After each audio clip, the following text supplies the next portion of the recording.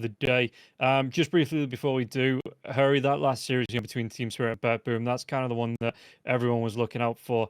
Watching it myself, I watched the entire series, and I can sum it up by, when you're young and you've got like the action figures or the Power Rangers or whatever you have, and you just kind of like smash them into each other and the fighting. That's kind of what I took from that last series. That in the end, it was just two teams just running each other until finally there was a winner in that 70-minute game number 3.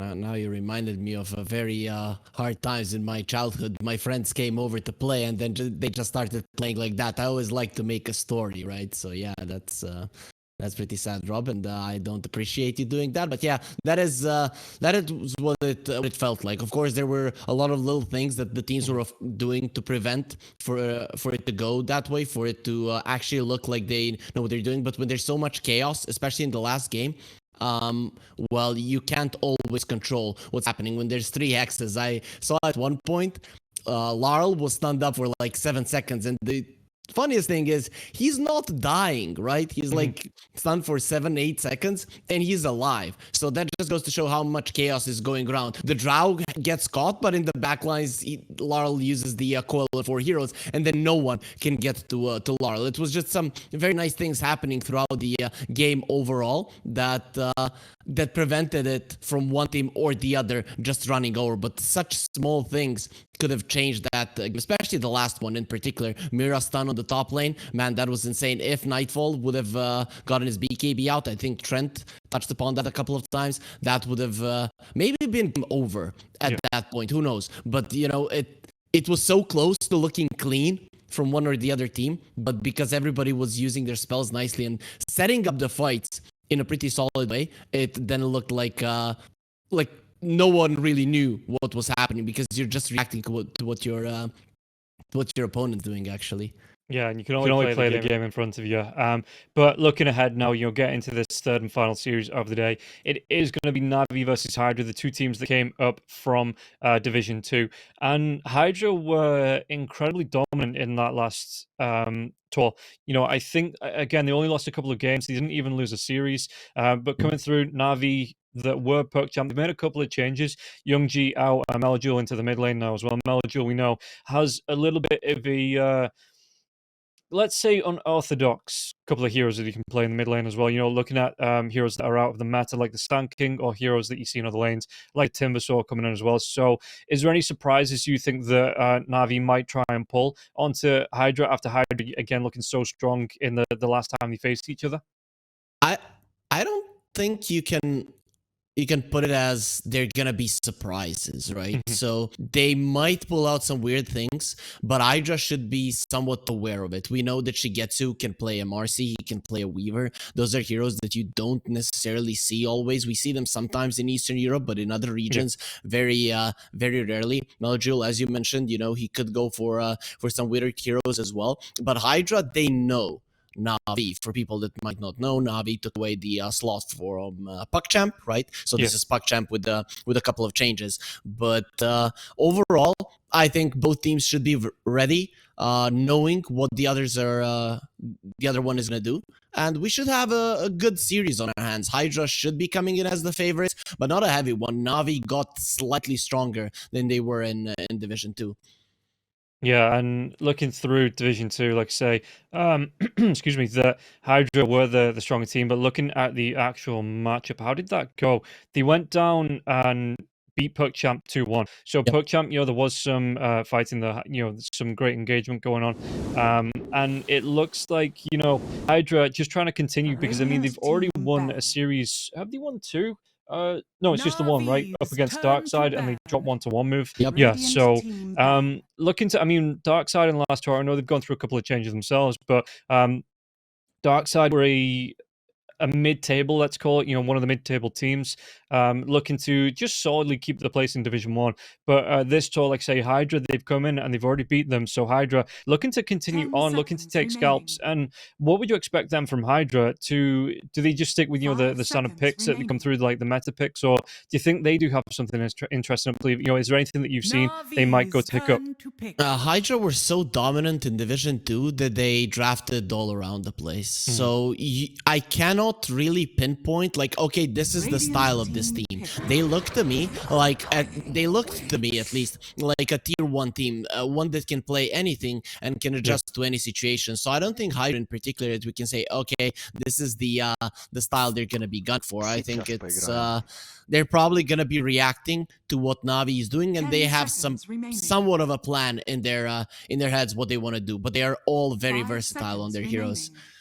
Yeah, and you can see that, Navi coming into this one, like you say, they do have that idea because they're going to go straight for the Undying. Undying again, that hero that, not a 1-for-1 for the tree, but seems to be the position 5 that teams are starting to favor now. It offers some protection in the lane. You've got the Soul Rip that's going to keep your team healthy or your carry healthy. You've got the Decay that's going to make it a little bit harder to lane into, like the Beastmaster. If he wants to come into this, he does start to take the decay stacks. He has to worry about his health pool and how much damage he's actually going to take from this. Meanwhile, HYDRA, they go for the Beastmaster and the Ench. How do you like these two both on one team?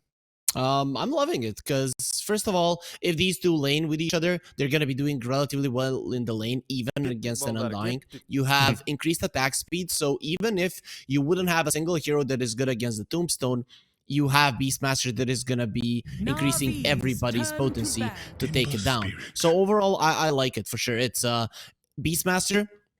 I think that's one hero that you could say HYDRA are very, very successful with, and everyone in Division 2 was afraid of this one, so they would ban it against them. They would lose either way, but they did so well with it. And also, here in Eastern Europe, the Beastmaster has been very successful, so I think it's very smart to go that route. And I mean, Enchantress is mostly a deny pick, but on the other hand, if you win lanes with these two, which is very likely because they are strong laners or relatively strong laners, then you can just snowball out of control around the map. Yeah, and looking through as well, the Ench coming out. I mean, the Ember, comes out. One of the strongest mid lane heroes at the minute. To the fact, I think we've seen it ban out a few times. I don't remember if I've seen it picked up so far, because it is just even with the nerfs coming through, it's just one of those heroes that's just so dominant in the lane coming into that mid to late game. The damage that it puts out, last tour when we were seeing like the little damage UI that was coming up on the screen, and every single time it seems like the Ember Spirit was like top, if not the top place on that, top 2 or 3 coming through. So I'm not surprised it's been let through, but being able to pick that one up on the first, because I don't think it gets through the second phase of bans. So yeah, Navi wanted to pick that up in the first phase. And how do HYDRA then have to play around this hero with how powerful it is?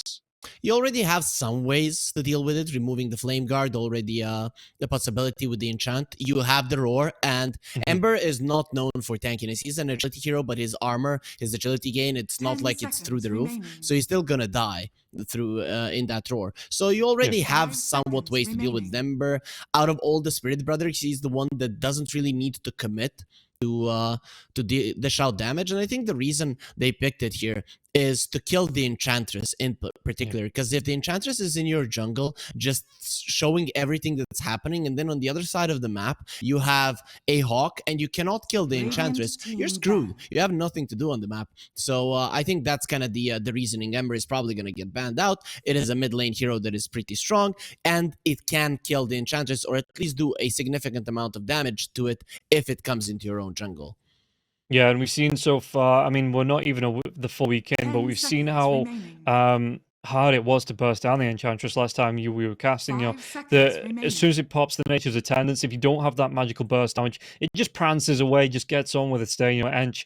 So one of those heroes that, again, can play that semi-core into a full core role if he wants to go for things like the Hurricane Pike first item, because the Force Staff is still a really nice support item, and then the Dragon Lance added on top, the Ench just rips through his hero with that. And do you think that the Ench needs to be that early game target here for Navi to try and shut down, because of the roaming potential, because of that semi-core potential that the hero has? Yeah, for sure. I mean, the hero has to die. This is, whenever I see an early Enchantress pick and the other team doesn't have some kind of magical burst to deal with her, I'm always scared, because even if you would win the laning phase, she's going to be in your face, not dying, and just giving so much info to her team to come back to the game. If you're winning, well, then it's even worse. So yeah, it's pretty much necessary to have something against. Something that comes to mind here already is a hero like a Snapfire, which I think Navi might be looking to get. Okay, well, Disruptor comes out from HYDRA, so that looks like it's going to be the 4 and 5 here. The 3 being picked up, keeping the mid laner as well as the carry, and they do have the final pick on HYDRA, so they can play some mind games, just keep one of those 2 picks, and they already know what Ember Spirit, Ember Spirit more than likely, 99% could be that mid lane, so I wouldn't be surprised the next pick here is going to be the mid laner to contest up against that Ember Spirit, and then looking to save that carry as the final pick once you see what the picks for Navi is going to be. Meanwhile, on the side of Navi, they've taken out the Bat Rider, Clockworks on Storm Spirit, Slark, Keeper of the Light. On the other side, Drow Ranger, Ursa, Sniper, Brood, and the IO. And the Rubik comes out here for Navi. So if he can get his hands on either that Roar or the Static Storm, there's some good control anyway from the side of Navi. That does add to the pickup potential, the Fade Bolt as well here up against the Ench. There is some good control to come out from Navi, and the burst now to try and push it right back onto HYDRA as well. Overall, not a great Rubik game when you look at it. Yeah, those are good spells to take, but you don't have that spell that you want to constantly have. Wild Axes are not bad, Glimpse is not bad, but by no means are they that spell that allows you to push out waves, and that could be a problem for Navi, pushing out the waves. Considering you're up against the Beastmaster and the Enchantress, the units are going to be coming your way. It's going to be a bit tough, so I'm okay with the Rubik. It helps either way with the Fade Bolt, but it could be problematic. I think what they're gunning for here with these 2 heroes, it's let's try to kill them in the lanes, because Tidehunter or in that lane, Disruptor can be a very, very easy target in the laning phase. Later on down the line, he's good against the Tidehunter, but what you want to do here with Navi is you want to exploit this Disruptor, destroy him early, and make sure that HYDRA are playing from behind, because then the Disruptor is just not going to be that good a hero. Yeah, and speaking about this Tidehunter, so you are picking it blind into whatever HYDRA want to pick. In fact, now that they know what the the offlane is going to be as well, they do HYDRA look for the mid laner or the safe lane next? Do you think? I'd be okay if they would pick up a safe laner right now, because some of the heroes might get banned out. Something like a Marcy comes to mind here as really, really good, but they're gonna go for the monkey. Yeah, the thing is, you want to make sure that you can deal with the Tidehunter, because heroes that can do so are probably gonna be banned out. You can see that Ursa is already out of the picture, and some of the range heroes that are popular in the meta are out. So if you don't pick up a hero right now, you might not get a chance to. So that's why they're gonna go for the monkey. I mean, you see everything, so you're gonna be fine either way. Yeah, and it looks like Navi looking for carry themselves. Again, unless you want to do something weird and put the Ember Spirit in the safe lane, but more than likely going to be the mid lane Ember. Looking between these 2 lineups, like you say, you're talking about the carries already being banned out. What's left here? I mean, we've seen some anti-mages. Anti-mages getting really popular again. Yep, the hero is getting popular, though I don't know if you want to pick it into a Beastmaster. Your towers are going to be falling super quickly. You're up against a lot of physical damage at some point in the game. In this game in particular, I think it's out of the question. Plus, I haven't seen Shigetsu play it, so I'm gonna say that's not gonna be the case here. What could be the case again is that Marcy that I talked about, because Shigetsu loves playing it, but there's a solid amount of heroes here that he could go for. He could go for some range hero with the Undying, but if you go for something like a Medusa, I'm kind of afraid of the damage output of Navi. So yeah, HYDRA are banning out the Weaver. They're probably gonna ban out these heroes that can contribute early, because already in the later portions of the game, when you look at 4 heroes of Navi, all 4 of these heroes can scale. So even if you get a carry that's not scaling all that hard into the late game, you'll be fine as long as you can survive the laning phase properly. What about something like the I'm just because obviously we ban out, but what about something like the TA here for Navi? Just because there's not a lot that goes through the refraction charges. At the minute, there's not a lot that goes through the refraction charges anyway. It's a good hero that mixes well in the team fights with the Tidehunter, that all that minus armor coming through. It means you get quick objectives like the Roshan. It's great in fights. Great. Is it something that you think Shigetsu might be looking towards playing here? Yeah, I like it. I think it's actually quite nice. The only bad thing is there's so much attack speed, so your refraction charges might not be that strong, but you're going to be gunning for the timing, right? So you make sure that you get the Roshas, you make sure that you're strong enough. With the side blades, you can clear out the units quite nicely. It's not bad. One other thing that comes to mind, and you're going to rip on me for it, no is trolls. No, no trolls, no trolls. Okay, don't feed the troll. Anyways, though, but that could be a solid one just because of the laning stage potential against the Beastmaster Master, because I think it's very important here. Your Tidehunter is not going to have a good time. Disruptor is going to be problematic for him. So you want to have something that's going to be able to stand there and fight once it gets a BKB, so that it allows the Tide to go back to the Blink Dagger. That is how I personally would like for Navi to end this draft on.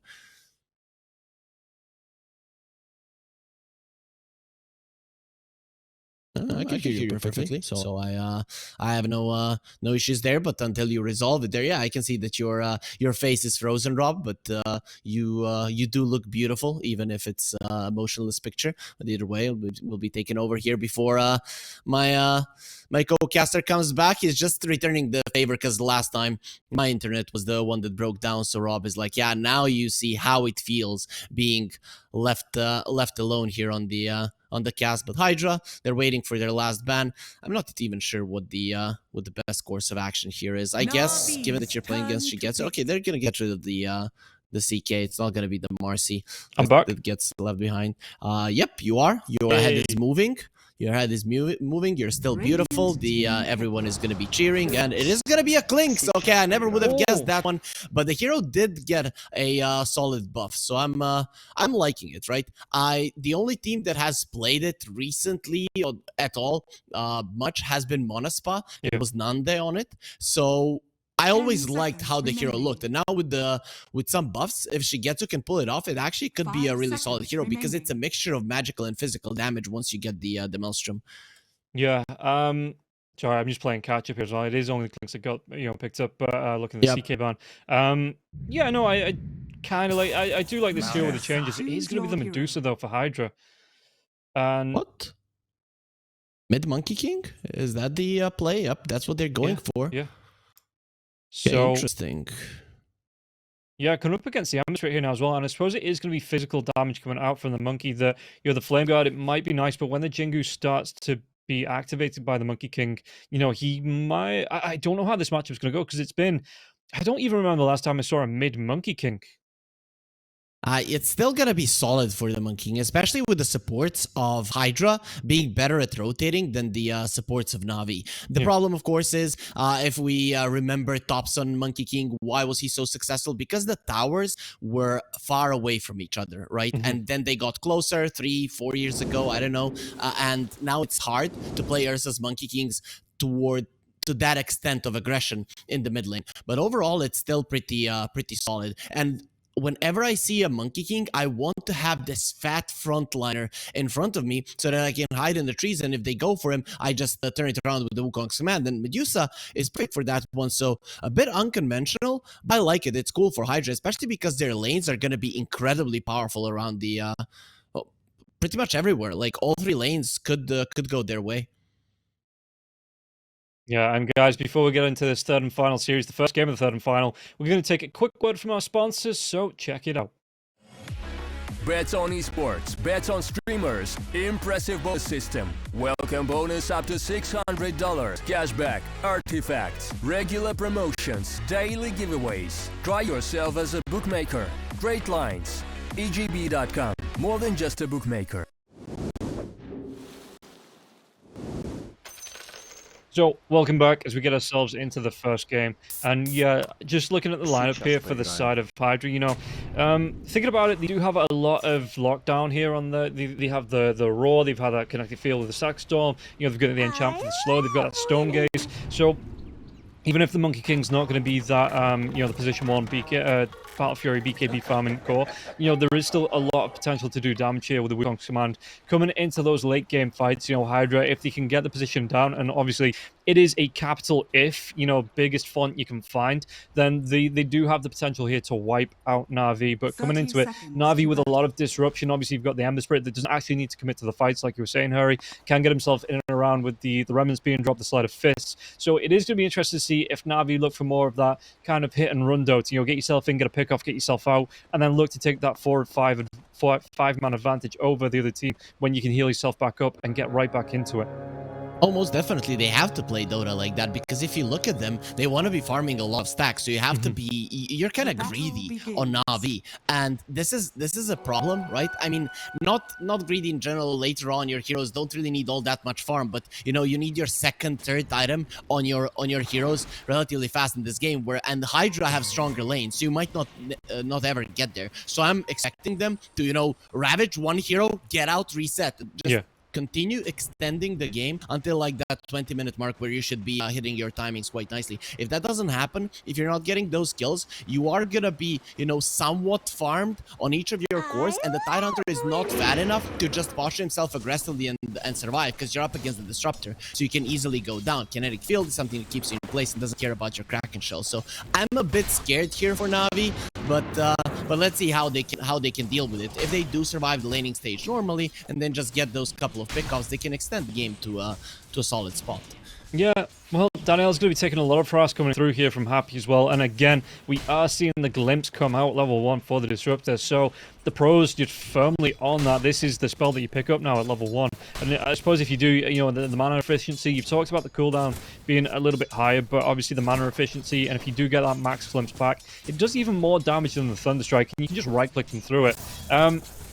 Kami as well, the Medusa, you know, we've seen a couple of different builds. What do you expect for this Medusa? Do you know, is it going to be the boots into like the Asher into the Silver Edge, or are you expecting a full Manta style come out, you know, into a Skadi, something like that for the Medusa? What does he want to build into? I mean, Manta, Dragonlance, Skadi is usually the way to go, or maybe you go Yasha, Dragonlance, Skadi. It depends on how your game is going. Manta is solid in this game because you're up against an Ember. Yeah, and we can see on screen the, you know, the odds go in Hydra's favor, because like I say, they were the favorites in Division 2, and these are the two teams that came up from Division 2, so if history repeats, you know, we might get a 3-game series, but overall, HYDRA at the minute are feeling like the favorites, so you see the odds reflected there in the EGB odds. Top lane as well. Looking through to it, I mean, Leffitan, he can get that harass out there as well. They can do the damage. Bottom lane, though, Happy, yeah, might actually go down here. One more right click. No, they cancel off the salve. Happy, he's going to be safe, but he's not going to be happy about losing that salve and being on such low health. Yeah, that's a lot of damage coming through, and this is kind of the reason they picked up the Titan, the Rubik, to have the kill potential onto the Disruptor. Hero with 2 armor, he gets gushed, and suddenly, you know, these right clicks from the Rubik, they hurt quite a lot. So we saw there, he almost went down, but in the end does survive. And with the tangos, he should be able to come back to it. So surviving that one is big, and I have to say, Navi doing well in the lanes. They should be very, very happy with this one. It's pretty much perfect, especially in mid lane. I mean, you picked up that monkey to try to crush the Ember, and it's after these creeps in the tower, it's gonna be somewhat even. Yeah, and we can see it again. Well, Telkis is actually going to come out onto Kami. Kami can get himself away from this one. Body blocks from Malik here, trying to do the damage. In fact, Mana Shield goes back on. Kami, though, loses so much health, and he did just get punished for it. That's one of the downsides of spamming your spells against the Medusa. If she does have the sticks, if she does have a wand, you're gonna be in a ton of trouble, because he's gonna be able to spam his spells, and it's relatively gonna be unkillable.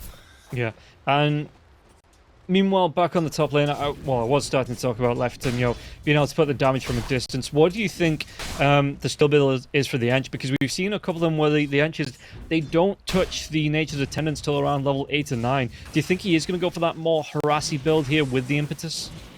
Probably. He probably wants to go that route, but because I mean, look at the Navi. They didn't really go for those heroes that can burst down the Enchantress, so he doesn't need more than 1 point in heal, so no reason to start skilling it up early.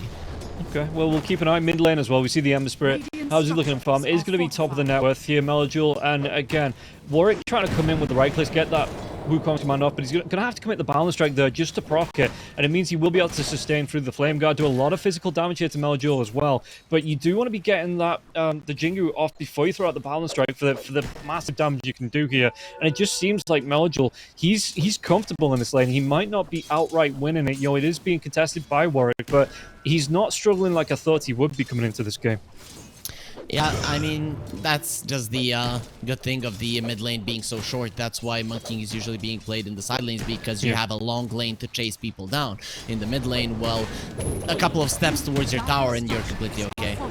Yeah, and we'll see how this is going to carry on going here. Melgil once again being chased. There's going to be the Jingu. Again, the damage coming out here onto Melgil. Melgil just has to back himself away, being careful, just making sure he doesn't take too much damage here. Because if there's a rotation, I mean, both his supports are going to be seen on the side of HYDRA, but he does have to worry about... In fact, no, that's another question for you. Do you focus the rotations into the mid lane, or are you looking for the Warwick to rotate to the other lanes and help it? As Malady does go down on the top lane here, Lefton picking up the first blood.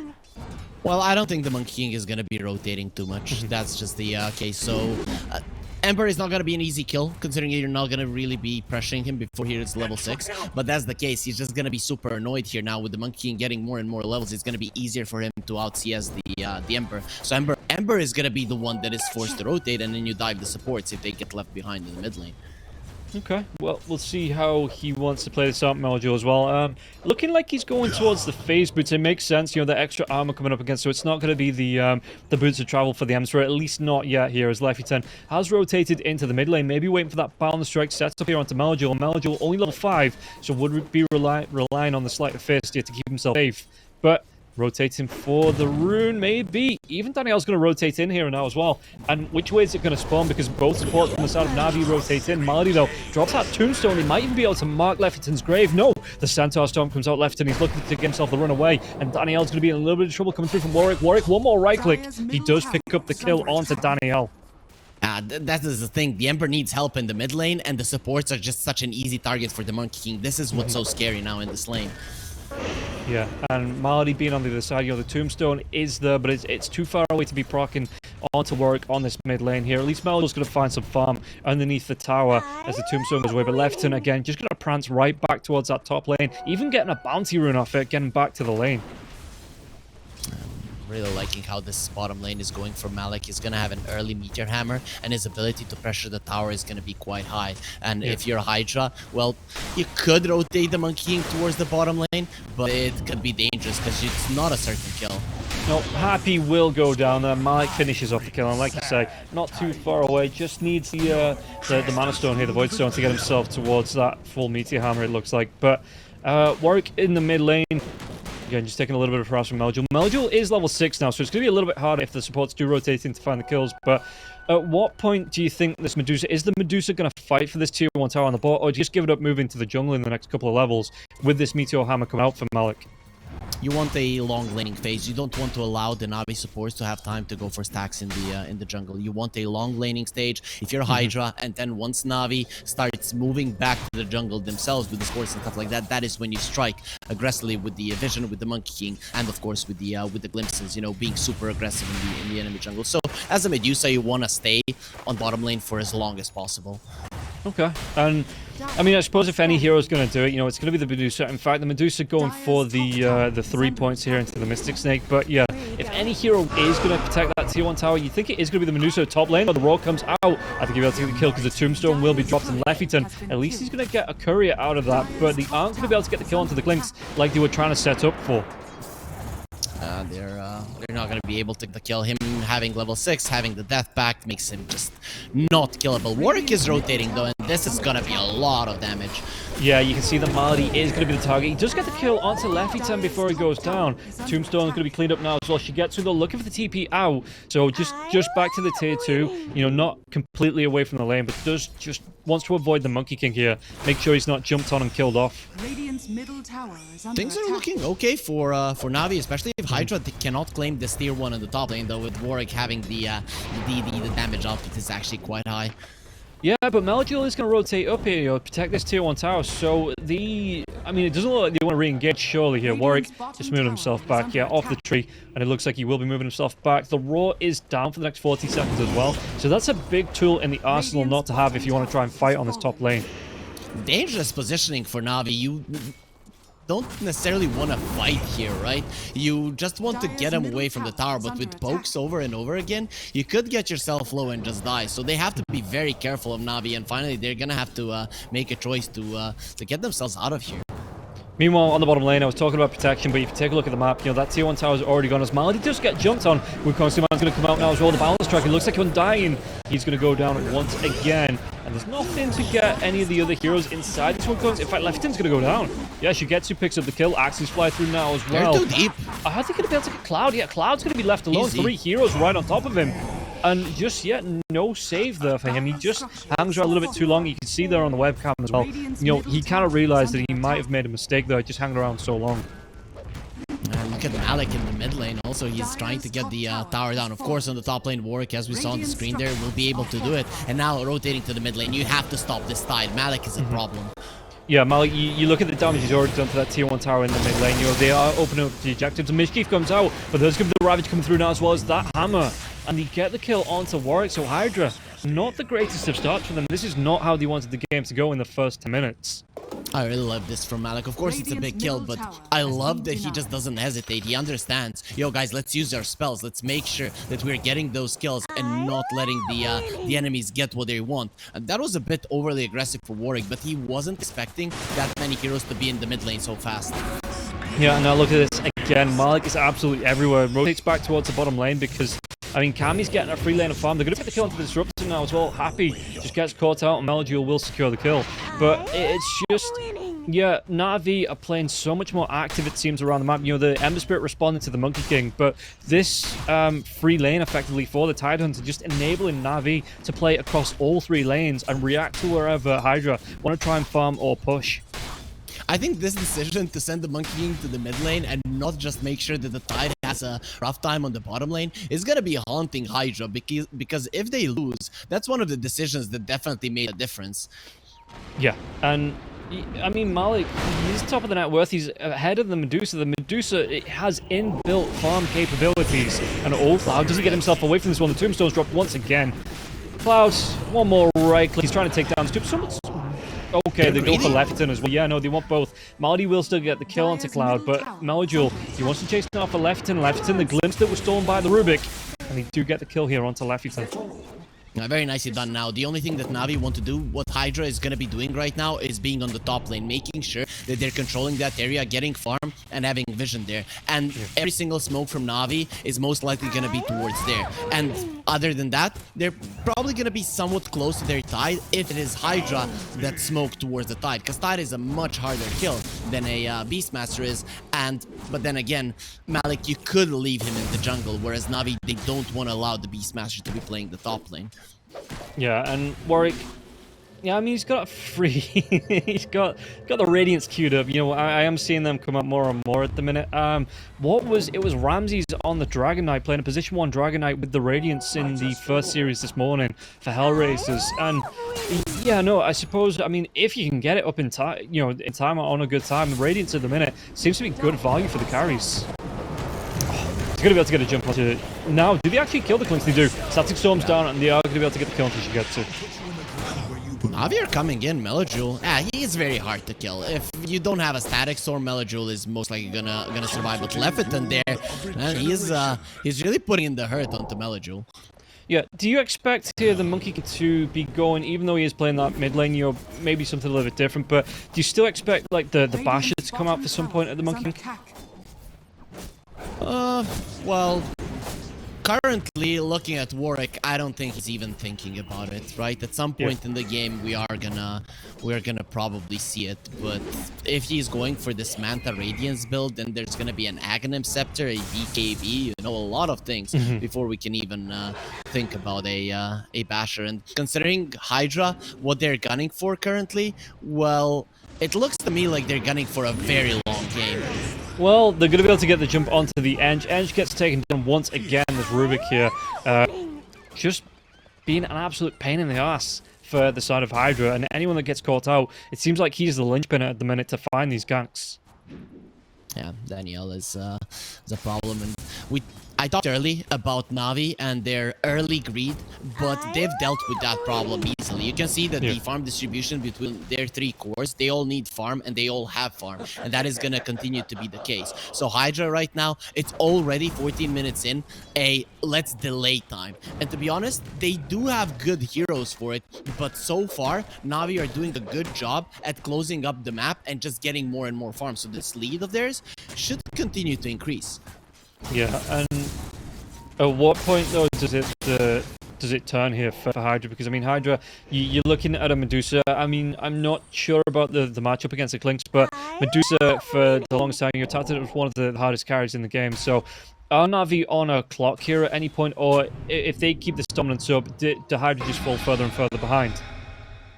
They're definitely on a clock, but it's hard to say when that clock is gonna be up, because Clinks does a lot of single target damage, and the Medusa might feel it's like she cannot die and just goes aggressively and goes down. So that is one thing that you have to be careful. But yeah, Navi are definitely on a clock, but that clock still hasn't started ticking because they haven't hit their full stride just yet. It is actually HYDRA that, you know, need to really focus on surviving currently, because if Navi get a couple of kills, then you know, you're not really going to be able to get all of the farm that you need, because Navi greedy early, but HYDRA greedy overall, because both Medusa and the Monkey King need a ton of damage. Sorry, a ton of farm and damage, of course. Well, the damage comes with the farm, but you are right. Mali's going to be chased down by Lefton. Lefton going to go for the TP. Is there going to be enough? No! Jetsu picks it up here. Really nicely done. And yeah, I suppose if you don't need to right-click, you know, if you've got that Burning Barrage going, that's one way to answer back up against Lefton. Lefton really likes dying every single series that I'm watching him, and when things go south, he's the one like, I'm on the enemy side of the map. I like this. That is a good death. Every single time you die on the top lane, especially against the lineup that doesn't have the greatest Roche potential, you're gonna be completely fine. I mean, it's so we can spam these voice lines more and more. You know, that's what, if you're dead, you free up time just to be able to spam up the Sproinks or the whatever he's spamming at the minute. I don't know, I've got him muted. I love winning. That's the one that he's going for. Yeah, I remember the division 2, right? Oh man, it's being very hard to listen to him. Even the chat's got annoyed. They're going to try and make a move on Shigetsu, though. Shigetsu, can he get himself away from this one? The kinetic field won't connect. The Ravage comes in for the backlines now as well. They do get the kill onto Happy. Can they go for it even more? I mean, Cloud, he's in no man's land. Robe will be used, but he's going to be low on health here. Kami rotates in. Stonegaze comes up. Melojul can he get himself away from one side of Fist. They get the kill onto Malady, but Cloud will still go down. Daniel's going to be one to pick this one up. Malik, he's just not... Telekinesis comes out. Kami going to be dragged back again. Burning Barrage goes. He's out of mana. This mana shield is completely ineffective. And Malik, he's just chasing down. She gets as well. The damage coming through. But underneath this tier 1 tower, can Melojul is back. The Remnant, yeah, Melojul wants to get himself right back into this fight. Warwick's going to be here, though. Can they respond? The Wukong's command does come out. Do we have the protecting Kami with a little bit more mana? They should be able to get Malik, but it was going to be a stolen Wukong's command. And do they get the kill onto Warwick? Warwick's trying to get himself away. Both Warwick, I mean, look at it. Both go down here, fighting up against each other. Melojul gets the kill onto Kami. But Lefton, he gets the... I think he got the kill onto Melojul first. No, he couldn't have got the kill first.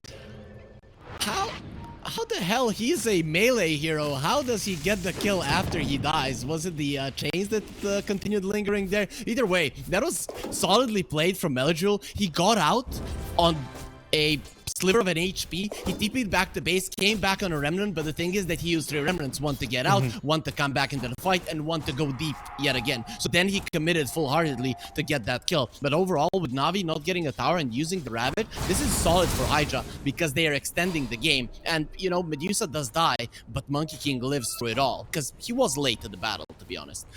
Yeah, and it looks like it was those Searing Chains that did the last bit of damage. I was just checking through on the death summary that on the very same second there was an attack damage tick and there was a Searing Chain tick. So, yeah, that's the way it's done. Meanwhile, Warwick trying to get himself one. The Manta Star will be out here. And trying to run himself away here. Cloud as well on the retreat. Kami does come in. I mean, he's got his Stonegaze back up if they want to try and fight around this. They can go for it. I think right now HYDRA, they want to be posturing aggressively and going for the tower. That's the idea. This mid lane tower has to fall. It all opens up the map so much for HYDRA. And it's going to be easier for Lefton to go for his little excursions into the enemy jungle. Yeah. Whoa, the Wukong's command is going to be the kinetic field now as well. If they have the reveal, yeah, the static storm, can he get himself away from this one? He can't. Shigetsu will be picked off. And now telekinesis. Is it going to be the Storm Wukongs? It is, but Warwick just going to be able to walk himself away from this one. And yeah, Navi not able to respond to the gank onto the Clinks. Kami just walks in without the Clinks. It's very hard to kill, and it pretty much feels untouchable here. But with the stolen glimpse, Kami needs to be careful. Yeah, Kami though, he just immediately pops that, he's got the panic button, pops the Stonegaze, and just slithers his way away. Very nice plays coming out from HYDRA. You poke into the enemy triangle, you get them in there, then you force them to deal with the lanes. And this is one thing that we were talking about, dealing with the lanes on the side of Navi. With the Clinks, it's a little bit easier, but he also needs to be in the fight. So it's very hard now to deal with Enchantress being in your jungle, the creeps pushing in your lanes, and Medusa being pretty much unkillable if you do not have all of your heroes present. Yeah, and you can see the odds have actually changed. That Navi slightly in favor here in this game, but it is still close between the two teams. So again, the odds are so close, and this is, I mean, at the minute it is anyone's game. So we'll see how it's going to go. Bottom lane, Warwick though, can he get himself? I mean, Telekinesis comes out into the Monkey King when Monkey King 3 goes around. He's trying to run himself with the remnant damage coming through now as well. The slider fits the damage. It's just too much, and he goes down. Oh, he has all of this info on the top lane. It's only the Tidehunter being shown, and his death right now is going to cost Cloud as well. Yeah, the Meteor Hammer, the Ravage even going to be committed here. Is But the Beastmaster, Beastmaster goes for the TP. No way! No way he gets out of that alive. Damage without their cores, it's very limited, it seems like, and Cloud is tanky enough with the Helm of the Overlord to live through it all. Yeah, Ogre Axe there as well. It looks like he's going for the Skadi on the Medusa as well. So, yeah, there is going to be some big tank potential on the side of HYDRA. Most definitely coming out with that. Skadi is going to be so big. And let's see. Malik is going to get out. I thought he was going to get stunned up there for a second, but a little bit too late on the Stone Gaze. Yeah, you see that, you know, he says, well, if Cloud can do it, why can't I do it? And just gets that TP out himself. Very rarely you see that, because Stone Gaze, you need 2 seconds to be looking at the Medusa to get stunned up, and the TP is 3 seconds, so Kami definitely late on the trigger there. Yeah, but HYDRA into the road pit now as well. She gets the kill onto Leviton. So that's the early warning system. They don't really have any vision, it doesn't look like. And HYDRA... It's gone. Roche is dead. There's nothing that Navi can do about it. Yep. Yeah. Well, you use the Ravage, you don't really have your big spell, and we already talked about Navi having some damage issues. If you're not keeping heroes in place for Clinks to dish out the damage with the Burning Barrage, well, then you're better off just letting it go. And let's see, I mean, Ember, he wants that BKB going towards the Shivas as well. It comes with Slight Fist, just needs to run himself for you. It doesn't want to be caught out there. The roar was available, so if he does get caught out, potentially there's enough damage to take him down. Just leaves out straight away. But what do Navi do now? They're fighting into an Aegis. Is it just avoid and push the lanes back out when HYDRA push them in? Or, you know, what do Navi need to do to fight around this Aegis? I still think Navi do have good ways of fighting, especially now. Is that the Blink Dagger coming on the Tide? Yes, it is. So he's gonna get his Blink Dagger delivered. You cannot let everything go, right? The downside, of course, is that the top tier 2 is already gone. So let's see if they can get a trade. Navi cannot allow to just stand back, because it's just 5 minutes more bot for HYDRA. Yeah, and Kami, he looks like he wants to come in again. All of the ultimates you can see across the bar. All of the ultimates are up the... Fortification comes out now as well for HYDRA, but it looks like they want to force in. Where are the creeps? So they need to wait for that creep wave, because backdoor protection, it will be, ticking off here. Meljul's back for the defense, trying to do what he can there for the cleanup here onto the creeps. Okay, they wanted the glyph, that's it. You want the glyph, you want the TPs, and of course it's much better if the Tide uses the Ravage on top lane. Let's say if HYDRA panics TPs bottom lane, they lose a fight, could lose a tier 3 or even worse racks. But even if you lose a fight on the top lane, there's nothing that Navi will be able to utilize from that one. So I like the call. And Navi now, they have to smoke out, not necessarily for a fight, just to get themselves into a good position on the map, because now they're in a catastrophic one. Yeah, and let's see, 5-man smoke coming out here from Navi. 4-man on the side of HYDRA. Let's see, it's going to be Lefton again. He's that early one in system. They do see Malik. Is there going to be the dive in? Connecting field comes out. And there is a remnant down here from the Ember Spirit who wants to dive onto Lefton. But it looks like Navi, they're thinking better of this now as well. Melody. Does he get himself away from this? He's going to be too slow down yet. There's no way he gets himself out. They glimpse back now onto the Tide. And the Wukong's command comes out. They get the roar just on the edge. The damage coming through onto this Tide. Ravage will be used though. And it looks like he might get himself away from this one. Malik, the Burn Barrage. And Warwick just on the end of it, trying to use that Mischief to dodge off some of the damage. But it looks like Malik, he's going to be able to get himself away in that piggy form. And he's going wee all the way back to the safe space to find a TP back. Or maybe not Warwick. He doesn't have the balance strike in time. Yeah, that was half a second before he got it. and he didn't use the turn rate in time. So once it got to it, he had to go for the turn rate, and during that time, the Tidehunter got himself out. Yeah, if you don't start off the fight, Navi, with the Blink Ravage, you kill 1 or 2 heroes, you're done, right? Because you need that tombstone to start kicking in. You don't see the Monkey King, you see the Medusa and the Enchantress. That is how Hydra want to fight. We have 2 guys that are very hard, if not impossible, to kill in front. You commit, you are gonna get into a Wukong's command, and you're gonna lose a fight no matter what. So they cannot wholeheartedly commit. And them losing only 1 hero, if I'm Navi, I'm super happy. Dire's middle tower is under attack. And we'll see now. I mean, we saw the damage graph coming up there as well, and it was the Ember Spirit right at the top of that. So, Tier 2 tower being pressured by the side of Hydra. All the ultimates though, all the big ultimates on cooldown, they are starting to come off, so whether they want to try and fight around one of the objectives on Navi's side of it, it looks like they do want this Tier 2 tower, and with all the ultimates coming back up, if they can take a fight here, you know, trying to tempt Navi out of the base, but yeah, probably not Navi, you know, they know the Aegis is still there, probably don't want to fight around that just yet. The next Ravage, ooh, there's some lags here happening on the server. Look at how many players got disconnected. I got a little bit of a spike there as well. I was like, nope, it's not my internet again. Someone is gonna get murdered, and it's not. But overall, the next Ravage is the moment of truth for Navi, because you're gonna have the Crystallis on the Clinks, and there's not gonna be an Aegis on the Medusa. You need to make that one count, because once the Monkey King starts spreading his illusions, pushing in the waves, it's gonna be even tougher for Navi to get a good enough fight.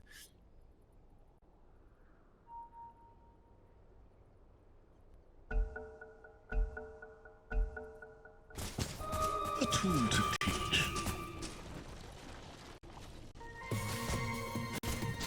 But the Undying obviously going to be able to use that Soul Rip. He's even got himself some drums, but you know, fighting around this, and Navi looking for that elongated fight when the Aegis goes down in the next 45 seconds. Dire's top tower is under attack. Now we'll see. Look at Hydra. They just come towards the high ground. They don't care. Kami is just so strong, and they want to use this Aegis as much as they can. There's no glyph. The tier 3, at least the tier 3 is gone. Yeah, and you can see that Kami, he's just so confident standing up here, and again has this Aegis for the next 30 seconds now as well. Has the damage coming out from the Crystallis with the split shot as well. It's so hard for Navi to fight into, and Kami, he's hanging around, he's playing it safe. He doesn't think, okay, they might know that Aegis time. If they pop it correctly, you know, it means then we're a hero down, and we have to hit the retreat, you know, sound that quick retreat. But they just take that tier 3 tower, back themselves away, playing it safe here, and Hydra, methodical, wins in this game. Yeah, that is the case, and you're trying to force Navi into a mistake, right?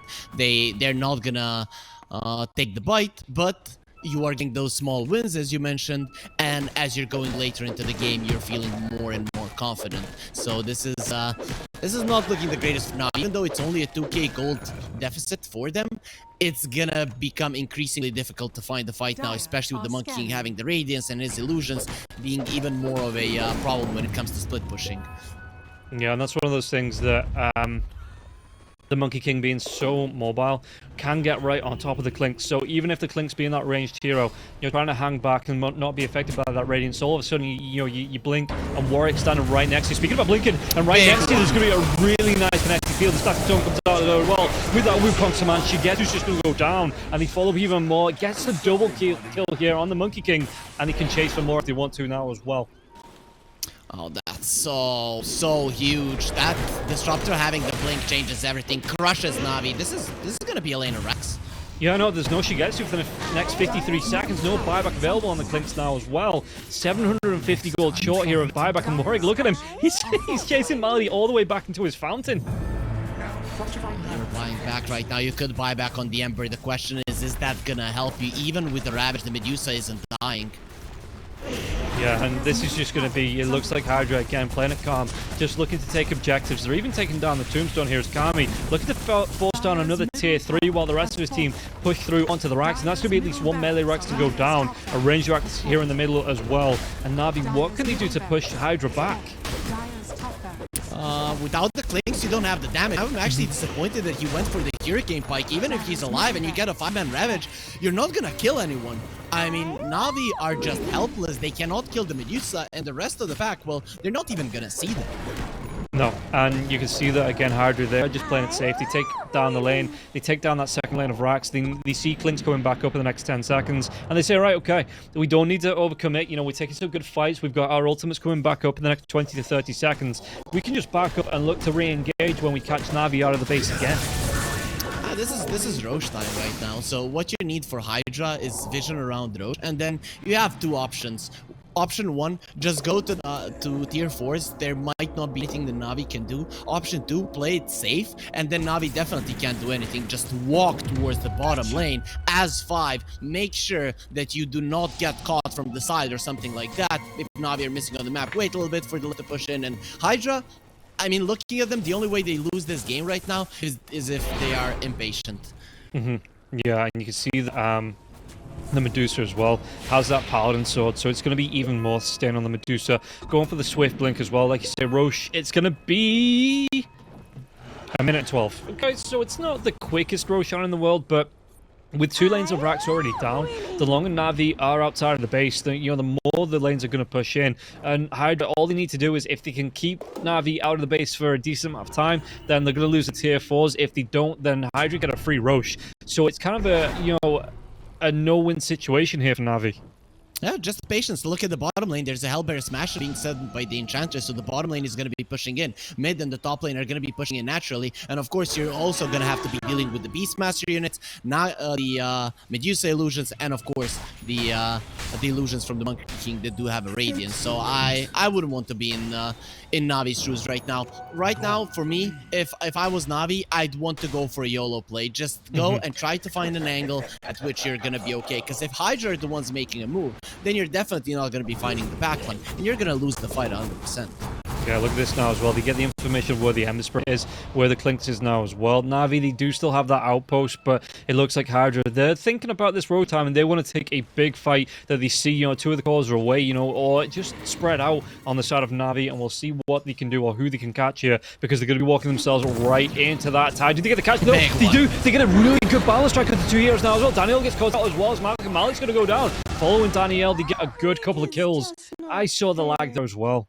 But the fight at the minute, there's no buyback on these 2 heroes, so even when this game resumes, it's looking like it might be done sooner rather than later.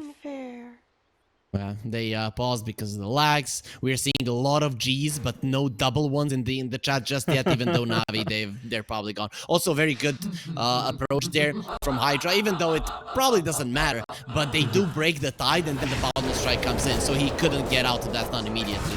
Yeah, and they get the lockdown onto Mali there as well, with the Glimpse drag back, and again, those 3 heroes. In fact, does anybody on the side of Navi have a buyback? It looks like they might be able to chase onto Meljul as well. Meljul looking to run away. I think he's the only one. He is the only one. Now the balance strike comes out, though. Ember Spirit with the side of Fist. Remnant jumps, and there was no one waiting on that Remnant to greet him. So Meljul will be able to get himself out. You don't care. You don't care. They could have stayed there and waited for him. Like, let's kill him. Okay, Warwick hates him. He literally hates him. Like, I don't like Meljul. I'm gonna pick a Monkey King against an Ember in the mid lane to try to crush. That didn't go too well, but right now he's definitely he's showing his dominance here between the 2, and HYDRA, they're playing the safe route. They're going towards the bottom lane. Don't want to risk anything. Look at Kami. He's drawing there. They are not gonna allow themselves to lose this game. Yeah, and again, it's that push-pull potential here on the side of HYDRA that if, they want to take a fight, Navi have to defend the tier 2. They have to defend this side of the map, even not the tier 1. They probably let that go for free, but if you want to defend your last racks, it does mean moving, either your entire team to defend them where the lanes push in, or you commit 1 hero to defend the middle and the top, which means that even, with this Aegis, effectively HYDRA have this 2-hero advantage. You have to fight for the tier 2. If you let the tier 2 die, HYDRA have won the game. They're just gonna walk up the high ground. There's gonna be nothing you can do. So you must find an angle right now, and they're not finding an angle, so this is gonna be an easy high ground push for HYDRA. Navi, okay, they're gonna try with a smoke wraparound or something. They have been scanned. Yeah, and I mean, so we're gonna be 2 heroes going for the big wraparound, so they're looking for this pincer move here. But like you say, they know Malik, she gets you on the back line. Tappy, he's just hanging around. Meljul dives himself inside the fist with the roar. They get the lockdown onto the Ember Spirit. The Ravage comes in, but should still be able to get the kill. He's gonna take down in time. They do. Meljul will go down, chases on. Static Stone connected kill comes out, but Malik, no, get caught in that. I mean, he's only thrown out his big Ravage anyway.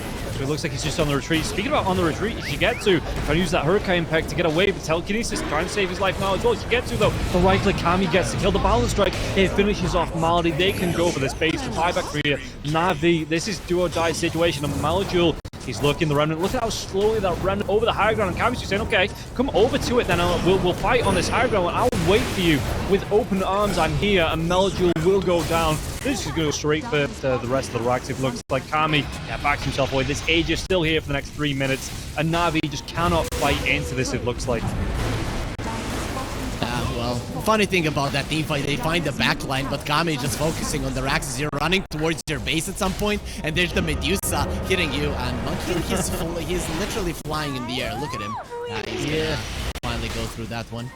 Malik's living through a lot of these right clicks. Actually, might be able to get himself away with Wukong's command though. Did he get the lockdown? 3 heroes inside it, and then immediately he just has to, if he dies, he has to buy him back.